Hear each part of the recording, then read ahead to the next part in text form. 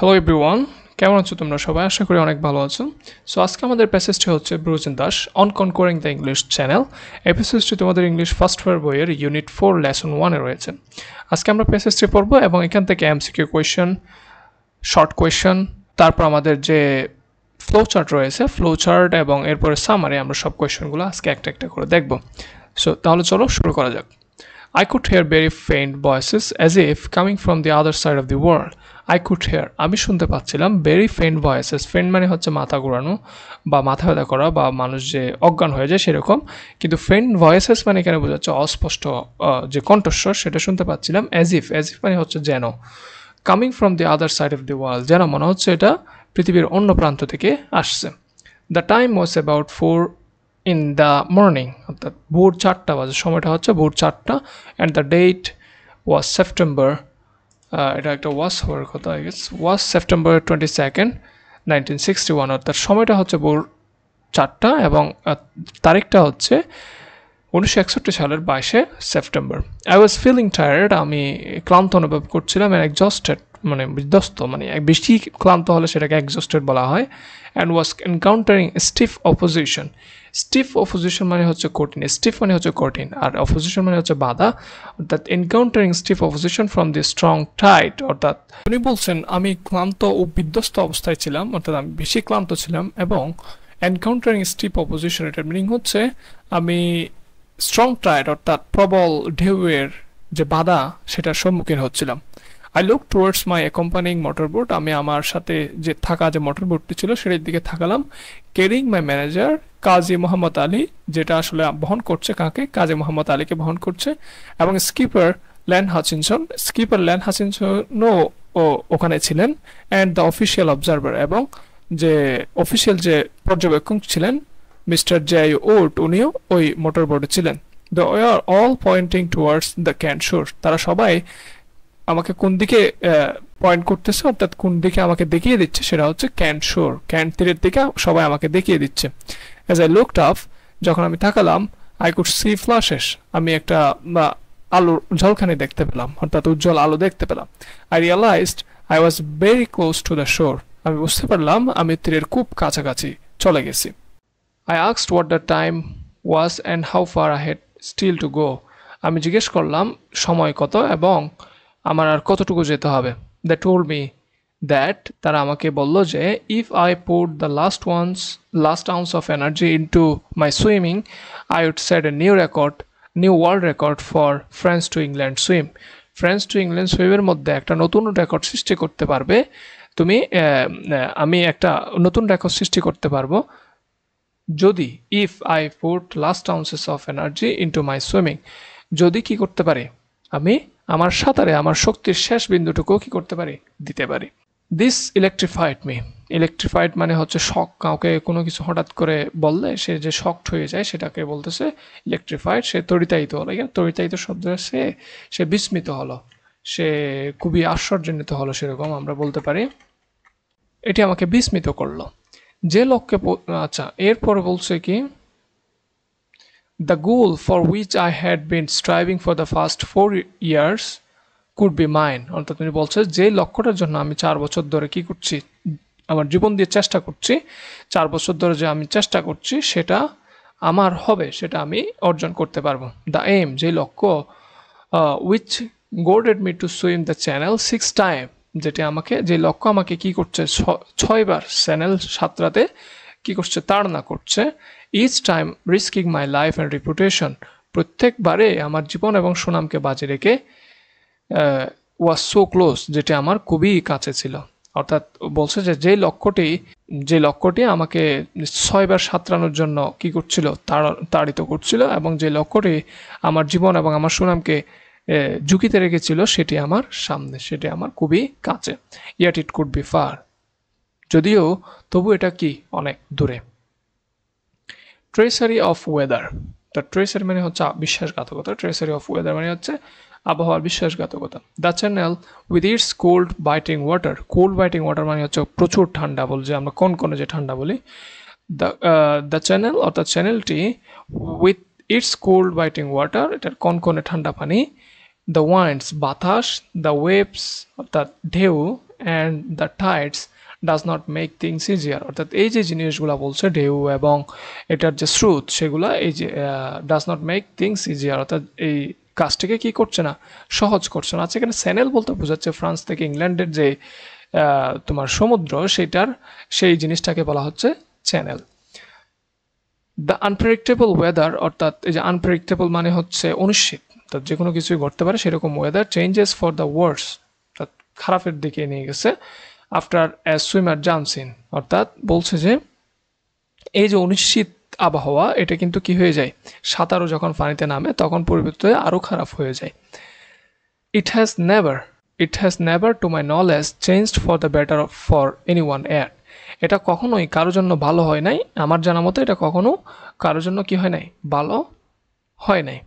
Apart from stamina and practice of long distance swimming, stamina মানে হচ্ছে শক্তি এবং practice মানে অনুশীলন অফ লং ডিস্টেন্স সুইমিং, অর্থাৎ এই যে দূরবর্তী যে সাঁতার সেগুলোর যে চর্চা, সাঁতরানোর যে চর্চা এবং যে মনোবল, এই চ্যানেলকে পরাভূত করতে হলে আপনার এগুলো ছাড়াও কি করতে হবে, কি কি লাগবে, determination and courage to subdue the channel, অর্থাৎ তোমাকে আরও কী কী লাগবে, ডিটারমিনেশন অ্যান্ড কারেজ অর্থাৎ ইচ্ছাশক্তি এবং আমরা যে বলি সহিংসতা, সেটাও তোমার প্রয়োজন হবে। কি জন্য, এই চ্যানেলটা সাবডিউ করতে, অর্থাৎ এটা সাঁতরায় যাইতে।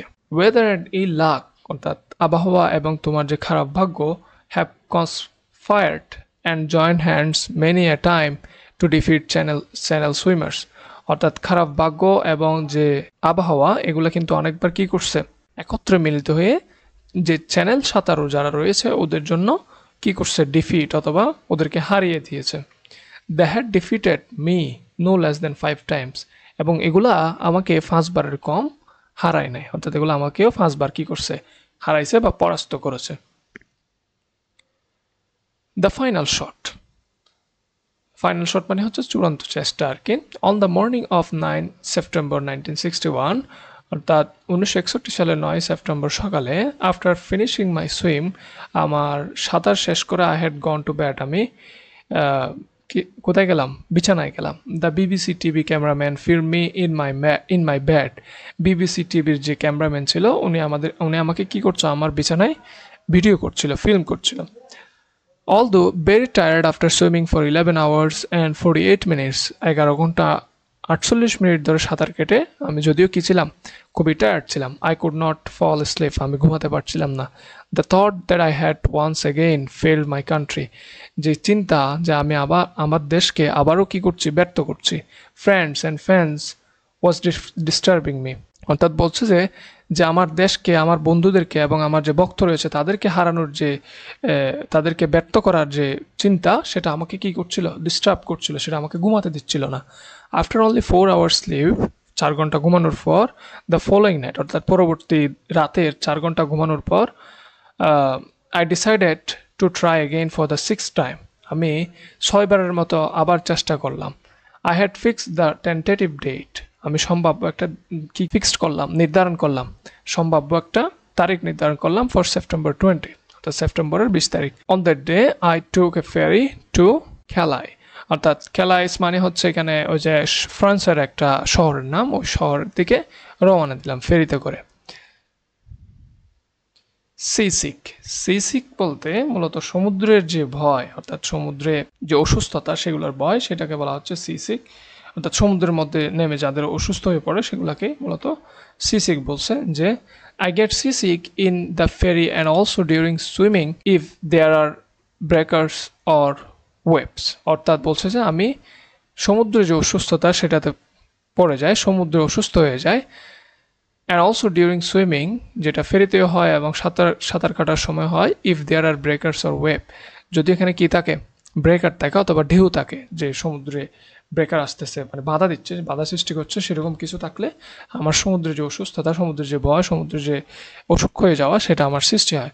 দিস সি সিকনেস, এই যে সমুদ্র অসুস্থতা, was the main cause of my failure to set the world record on September 8 or 9 or even in 1960, অর্থাৎ এই সমুদ্র অসুস্থতাই ছিল আমার ব্যর্থতার প্রধান কারণ, যেটা মূলত আমাকে ওয়ার্ল্ড রেকর্ড সৃষ্টি করতে কি করছিল, ব্যর্থ করছিল, in 8 or 9 and or even in 1960. The night rest at the cap grace Nash hotel, অর্থাৎ ক্যাপ গ্রেস যে ন্যাশ হোটেল ছিল সেটার যে রাতে ঘুমিয়েছিল সেই স্লিপটা ডিড মি ইমেন্স গুড, এটা আমাকে অনেক উপকার করেছে। I felt on top of the world, মনে হচ্ছিল আমি I felt on top of the world, এটার মিনিং হচ্ছে আমার খুবই সুখ অনুভব হচ্ছিল অথবা আমি খুবই খুশি ছিলাম। টপ অফ দ্য ওয়ার্ল্ড মানে হচ্ছে খুশি থাকলে সেটাকে বলা হয়। দ্য ওয়েদার অন সেপ্টেম্বর 21 অর্থাৎ ওয়াজ নেয়ার পারফেক্ট, অর্থাৎ 21 তারিখের যে আবহাওয়া সেটা কিন্তু খুবই পারফেক্ট ছিল, অর্থাৎ প্রায় সব কিছু ঠিকঠাক মতো ছিল। I jumped into the water within 12 days of my fifth swim, ফার্স্টবারের মতো যে আমি সাঁতার কাটছিলাম সেটার 12 দিনের মধ্যে আমি আবার সমুদ্রে ঝাঁপ দিলাম বা পানিতে ঝাঁপ দিলাম। কিসের জন্য? আবার সাঁতরানোর জন্য। এ রেকর্ড ইন ইট সেলফ, যেটা নিজেও একটা কি record. After saying a little prayer, আমি একটু প্রার্থনা করার পর আস্কিং গড, সৃষ্টিকর্তার কাছে, to give me good weather, আমাকে ভালো আবহাওয়া দেওয়ার জন্য, যদি অল থ্রু অর্থাৎ পুরোপুরি আমাকে ভালো আবহাওয়া দেওয়ার জন্য, and to crown me with success, এবং আমাকে সাফল্যের মুকুট দেওয়ার জন্য। Nearly the whole of Cap Gris Nez village, অর্থাৎ এই যে ক্যাপ গ্রিস ন্যাশ ভিলেজ যেখানে উনি ছিলেন, ওই ক্যাপ গ্রিস ন্যাশ ভিলেজের পুরা গ্রামটি মূলত কি করছিল? Had turn out to wish me luck and see me enter the water for the 6th time, অর্থাৎ যে প্রায় পুরো ক্যাপ গ্রিস নামের যে গ্রামটি ছিল আমার সফলতা কামনা করছিল ওখানে যারা ছিল সবাই, এবং আমাকে ষষ্ঠবারের মতো জলে প্রবেশ করতে দেখেছিল। প্লাঞ্জ অ্যান্ড আফটার, প্লাঞ্জ মানে হচ্ছে ঝাঁপ দেওয়া, এবং এটার পরে ওয়ান্স ইন ওয়াটার, যখন পানিতে নামা হয়, you get oblivious of time, distance or direction, আপনি এই যে সময়, দূরত্ব এবং দিক এগুলো সম্পর্কে কি হয়ে যান? অবলিভিয়াস, অর্থাৎ অচেতন হয়ে যান, এগুলা আর বুঝতে পারেন না। The only thought which kept me worry, যে শুধুমাত্র চিন্তাতে আমাকে চিন্তিত করছিল, ওয়াজ দ্যাট, সেটা ছিল আই মাস্ট মেক ইট, আমাকে অবশ্যই এটা করতে হবে, and that I must get good weather all the way, এবং আমাকে অবশ্যই ভালো আবহাওয়া পেতে হবে। The second half of the swim is always very difficult, যে দ্বিতীয় ধাপ অর্থাৎ সুইমে সাঁতারানোর যে দ্বিতীয় ধাপ সেটা কিন্তু সবসময় অনেক কঠিন। And if even little waves develop, যদি একটু সামান্য তরঙ্গ যদি কি হয়, বড় হয়, বিকাশ হয়, it saves the ebbing energy of the swimmer all the more, অর্থাৎ বলছে একটু সামান্য যদি তরঙ্গের বিকাশ হয় এটা সাঁতারুদের জন্য ক্ষয়কারী শক্তিতে আরও শক্তিশালী করে, অর্থাৎ যেটা সাঁতারুদের শক্তি কমায় দেয় সেটাকে আরও বেশি শক্তিশালী করে তোলে, অর্থাৎ সাঁতারুরা আরও বেশি দুর্বল হয়ে যায়। Taking a lesson from my previous swims, আমি আমার পূর্ববর্তী যে সাঁতার সেগুলো থেকে শিক্ষা নিয়ে, I kept my speed at a steady pace, for I know I would need every ounce of my energy towards the close.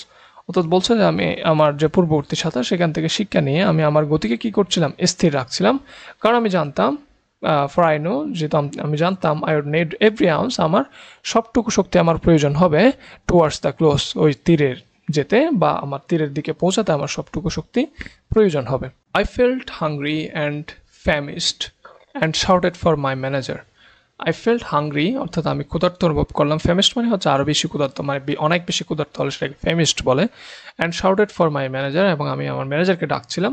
In reply, উত্তরে, আই ওয়াজ টোল্ড, আমাকে বলা হয়েছিল যে I could not afford to waste 10 minutes in having the feed, আমাকে বলা হয়েছিল যে আমি খাবারের জন্য 10 মিনিট কী করতে পারবো না? নষ্ট করতে পারবো না। If I have to break the record, আমাকে যদি কী করতে হয়? রেকর্ড ভাঙতে হয়। I must swim on with all my might, অর্থাৎ আমি যা পারি, আমার যা আছে সব কিছু নিয়ে আমাকে সাঁতারই কাটতে হবে। বাট আই রিফিউজ, কিন্তু আমি কি করলাম? প্রত্যাখ্যান করলাম। I am sorry now for it, আমি এখনকার জন্য দুঃখিত। For if I had gone on, I might have finished the whole swim in less than 10 hours and 15 minutes, creating a new world record for both sides. অর্থাৎ আমি যদি, for if I had gone on, যদি আমি চালিয়ে যেতাম, I might have finished, আমি শেষ করতে পারতাম দ্য হোল সুইম পুরো সাঁতারটি in less than 10 hours and 15 minutes, 10 ঘন্টা 15 মিনিটের মধ্যে আমি কি করতে পারতাম, শেষ করতে পারতাম। Creating a new world record from both side, দুই দিক থেকে কি করে ওয়ার্ল্ড রেকর্ড সৃষ্টি করে আমি কি করতে পারতাম, 10 ঘন্টা 15 মিনিটের কম সময়ে সাঁতারটি শেষ করতে পারতাম। লাস্ট এফোর্ট, শেষ প্রসেসটা। আফটার দ্য ফিট খাওয়ার পর I really got my teeth into the strokes. Got my ট্রিট ইনটু দ্য স্ট্রোকস মানে হচ্ছে সব কিছু দিয়ে কোনো একটা কাজে লেগে যাওয়া সেরকম, অর্থাৎ বলছে স্ট্রোকস মানে সাঁতারও, অর্থাৎ সাঁতার কাটাতে আমি পুরোপুরি নিয়োজিত হয়ে গেলাম। I was squeezing my body for the last drop of energy, আমি আমার শেষ শক্তিটুকু নেওয়ার জন্য আমি আমার পুরো শরীরকে কী করছিলাম, চাপ দিচ্ছিলাম। I could get out of it, কী করছিলাম যে আমি আমার শরীর থেকে যেই সব শেষটুকু এনার্জি পাবো, শক্তি পাবো, সেগুলোর জন্য সেগুলা বের করার জন্য আমি কি করছিলাম, আমার শরীরকে চাপ দিচ্ছিলাম। স্কুইজিং মানে হচ্ছে চাপ দেওয়া আর কি, বা এটা বলতে পারো চেষ্টা করছে। And edged on inch by inch, এবং আমি তীরের দিকে একটু একটু করে আগাচ্ছিলাম। The people in the motor boat were cheering me, motor বোটে যারা ছিল ওরা আমাকে কি করছিল, চেয়ার করছিল, অর্থাৎ উৎসাহ দিচ্ছিল। I saw the flash on the Kent shore very clearly. Kent shore মানে হচ্ছে ক্যান্ট তীরের যে ফ্ল্যাশ, যে আলো, সেটা আমি খুব স্পষ্টভাবে দেখছিলাম। I realized, আমি বুঝতে পারছিলাম, I was very close, আমি খুব কাছাকাছি। I could see the record, আমি রেকর্ডটি দেখতে পাচ্ছিলাম। Like the proverbial carrot. Proverbial carrot মানে হচ্ছে একটা প্রবাদ ছিল যে একটা বানর না কোনো একটা কিছুর সামনে একটা ক্যারট দিলে সেই ক্যারটের পিছনে পিছনে দৌড়াতে দৌড়াতে সে সামনে আগে যায়, সেরকম সে বলছে যে আমার রেকর্ডটা আমার সামনে ক্যারটের মতো করে রাখা হয়েছিল, বা ও ওভাবে দেখছিল, যেটা ওকে আস্তে আস্তে ড্যাঙ্গলিং বিফোর মাই সোয়িং আইস, অর্থাৎ ওর যে ঝলসানো যে ফুলা যে চোখ, ওই চোখের সামনে যে ক্যারটের মতো রেকর্ডটা ঝুলছিল এবং সে ওটার পিছনে পিছনে ছুটতেছিল। সে বুঝতে পারলো যে সে খুবই কাছাকাছি। তারপর বলছে যে I kept pulling myself on, আমি নিজেকে টানতে থাকলাম, অর্থাৎ চেষ্টা চালিয়ে যেতে থাকলাম। অ্যা লিটল মোর, আরেকটু, জাস্ট অ্যা লিটল মোর, আরেকটু করে। The momentum was building up, এখন একটা কী হচ্ছিল, গতি বাড়ছিল। মোমেন্টাম মানে একটা অবস্থা সৃষ্টি হচ্ছিল। দেন আই ফিল্ড রক্স, তখন আমার একটা পাথর অনুভব হলো। শার্প অ্যান্ড ক্রেগি, তীক্ষ্ণ এবং একটা খসখসে অনুভব করলো সে। Then a big rock appeared before me, তখন এরপরে আমার একটা বড় পাথর আমার সামনে হাজির হলো। অ্যান্ড দ্যাট ওয়াজ ইট, এবং ওটাই ছিল দ্য শোর, ইট ওয়াজ, এবং এটাই তীর ছিল। দ্য টাইম 4:35, এবং 4:35 মিনিটে, সকাল 4:35 মিনিটে। I had broken the world record by 15 minutes, আমি 15 মিনিটে ওয়ার্ল্ড রেকর্ডটি ভেঙেছিলাম, অর্থাৎ এর আগে 15 মিনিট বেশি ছিল, আরেকজন যে করছিল সে আরও 15 মিনিট বেশি টাইম নিয়েছিল, কিন্তু ব্রুজেন দাস 15 মিনিটের আগে ভেঙেছেন। আই থ্যাংক গড, আমি সৃষ্টিকর্তাকে ধন্যবাদ জানালাম, for fulfilling my life's ambition, আমার জীবনের লক্ষ্য অর্জন করে দেওয়ার জন্য। Then I remembered my parents, I had not fail my country, অর্থাৎ এরপরে বলছে যে আমি আমার পিতামাতাকে স্মরণ করি, এবং এরপর বলছে যে I had not fail my country, আমার দেশকে আমি ব্যর্থ করিনি। এখন এই প্যাসেজ থেকে আমরা যদি আমাদের এমসিকিউ কোয়েশ্চেনগুলো দেখি, এমসিকিউ কোয়েশ্চেনগুলো কীরকম আসতে পারে ইউজুয়ালি, যেমন বলতে পারে what is the meaning of craggy, craggy শব্দের অর্থ কী বোঝাচ্ছে।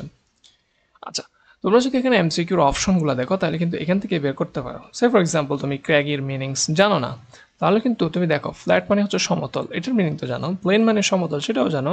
তার মানে প্লেন এবং ফ্ল্যাট এটা আনসার হতে পারে না, কারণ দুটো একই ধরনের আনসার হবে না। স্মুথ, স্মুথ মানে এক প্রকার প্লেনই বোঝাচ্ছে, অর্থাৎ সমান, মানে সব কিছু ঠিকঠাক। তাহলে এই শব্দগুলোর থেকে একটাই ডিফারেন্স, সেটা হচ্ছে unsmooth, which should be the answer in a multiple choice question. যেহেতু এই আনস্মুথটাই তিনটা ভিন্ন, সে কারণে তুমি মনে করতে পারো, ধরে নিতে পারো যে ক্র্যাগির মিনিং হচ্ছে unsmooth. Brojen Das use to suffer from sea sickness. আচ্ছা, Brojen Das use to suffer from sea sickness, এরপরে কী হতে পারে, ওয়েন হি ওয়াজ ইন ফেরি, সে যখন ফেরিতে ছিল, হ্যাঁ এটা তো আনসার হওয়ার কথা। When he was in cold water, যখন সে ঠান্ডা পানিতে ছিল। When there were rocks in front of him, না এটা তো আনসার না। ওয়েন হি ফেল্ট হাংরি, এটাও আনসার না। সুতরাং যখন সে ইয়াতে ছিল, ফেরিতে ছিল, তখনই তার সি সিকনেসটা চলে আসে, যে সমুদ্র ভয়টা সেটা চলে আসে।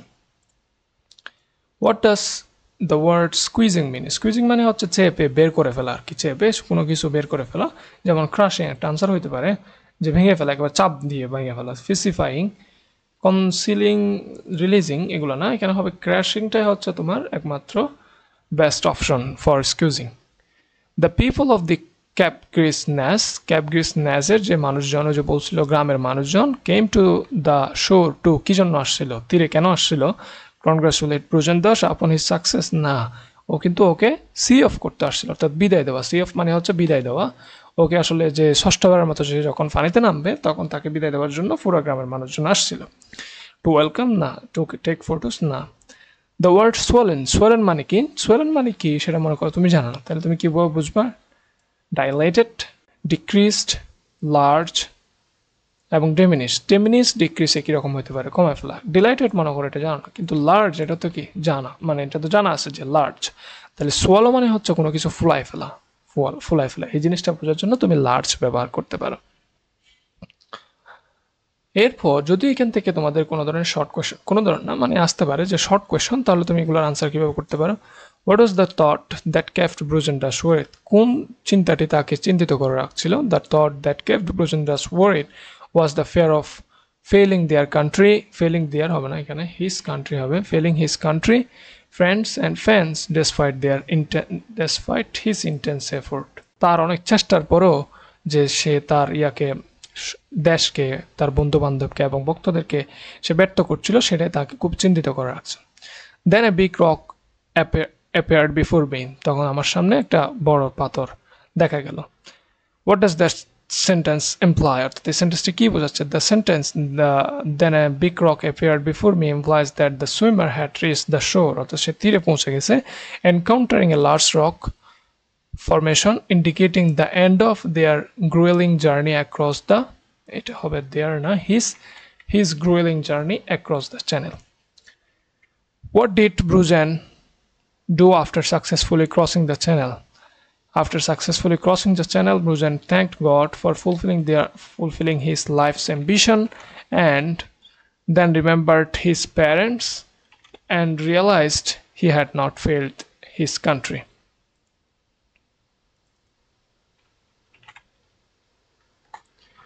What was the main reason behind Bruzen's failure to set a world record on September 8 or 9 or even in 1960? কেন ওকে এই সময় ব্যর্থ হচ্ছে? The main reason behind Bruzen's failure to set a world record on September 8 or 9 or even in 1960 was his seasickness, and which significantly impacted their performance during the swims.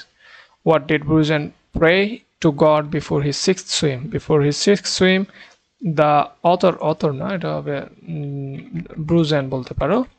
Bruzen prayed to God for good weather throughout the journey and for success in achieving his goal. এখন আমরা যদি একটা ওখান থেকে flow chart দেখি, flow চার্টটা হতে পারে কিরকম? Read the following text and make a flow chart showing the activities before jumping into the English Channel. Taking the rest the night before swimming, অর্থাৎ বলছে যে এখানে showing the activities কি কাজ করছিল before jumping into the English Channel, তাহলে যে English চ্যানেলে ঝাঁপ দেওয়ার আগে ও কি কাজ করছিল সেটা নিয়ে একটা ফ্লো চার্ট। তাহলে ও রেস্ট নিয়েছিল বিফোর সুইমিং, টেকিং রেস্ট, আচ্ছা ফিলিং হ্যাপি, সে আনন্দ অনুভব করছিল, ওই যে ওভার দ্য ওয়ার্ল্ড নাকি একটা বলছিল সেটা মানে হচ্ছে feeling happy, saying a little prayer, একটু প্রার্থনা করছিল, asking God, giving good weather, গডকে কি করতে বলছিল? ভালো আবহাওয়া দিতে বলছিল, প্রেয়িং ফর ক্রাউনিং হিম, অর্থাৎ তাকে মুকুট পরাতে বলছিল সফলতার, feeling big rocks and reaching the shore, অর্থাৎ সে কী করছিল? একটা বড় পাথর অনুভব করলো এবং তীরে পৌঁছে গেল। এখন এই পুরো প্যাসেজটাকে যদি আমরা একটু সামারি করতে চাই তাহলে বলতে পারি in the free down hours, free down মানে হচ্ছে ওই যে ভোরের আগে, অর্থাৎ একেবারে সূর্য ওঠার যে আগ সেই জিনিসটাকে বলা হচ্ছে pre down hours of September 22nd, 1961, a determined swimmer embarked on their his sixth attempt to cross the English Channel from France to England, accompanied by their manager and a support team. Despite facing harsh weather conditions and setbacks in previous attempts, the swimmer remained resolute in their pursuit of setting a new world record, pushing through exhaustion and seasickness. They maintained a steady face. He maintained a steady face, driven by driving by the electrifying prospect of achieving their lifelong goal. It will be his lifelong goal. Family after 11 hours 48 minutes of grueling effort. Finally, after 11 hours and 48 minutes of grueling efforts, the swimmer triumphantly মানে হচ্ছে খুশি হয়ে আর কি triumphant মানে হচ্ছে যে বিজয়ী, অর্থাৎ triumphantly মানে হচ্ছে বিজয়ীর মতো খুশি হয়ে সে কি করলো, triumphantly reached the Cannes shore, অর্থাৎ ক্যান তীরে পৌঁছে গেল, breaking the world record by 15 minutes and fulfilling a deeply cherished ambition. So এই ছিল তোমাদের ব্রুজেন দাস প্যাসেজটি। এটা খুবই গুরুত্বপূর্ণ প্যাসেজ, তোমরা কিন্তু ভালোভাবে বুঝে জিনিসটা পড়বা, এবং যদি একবারে না বুঝো তাহলে তোমরা আরেকবার প্যাসেজটা দেখার চেষ্টা করো এবং নিজে নিজে বোঝার চেষ্টা করো, দেখবে যে তোমরা বুঝে গেছো, এবং কোয়েশ্চেনগুলো সলভ করো, নিজে নিজে কোয়েশ্চেনগুলোর আনসার বের করার চেষ্টা করো। এই যে আনসারগুলো এখানে দেখতে পাচ্ছ, এগুলো প্যাসেজের কোথায় আছে সেটা বের করার ট্রাই করো, দেখবা যে তুমি যে বের করার ট্রাই করতেছো সেটাই হচ্ছে তোমাকে অনেক কি দিবে, বেনিফিট দিবে। কারণ তুমি কি শিখছো সেটা সে ব্যাপারটা হচ্ছে তুমি জিনিসটা কিভাবে শিখছো এবং ওই শিখার প্রসেসে তুমি কিভাবে ছিলা। তাহলে এই জিনিসগুলো এক্স্যাক্টলি যেহেতু কোয়েশনটা আসবে না তোমাকে, আমি যে এখানে এমসিকিউ দিছি এগুলো কিন্তু আসবে না, সুতরাং তুমি আনসারটা কখন করতে পারবা, যখন তুমি এফোর্ট দিবা। এই আনসারগুলো করার জন্য যখন তুমি এখন এফোর্ট দিবা, তখন এই যে এফোর্টগুলো তোমাকে পরীক্ষায় হেল্প করবে। সো পরীক্ষায় ভালো করার সব ধরনের প্রিপারেশন নিয়ে নাও, এবং I wish you all the best.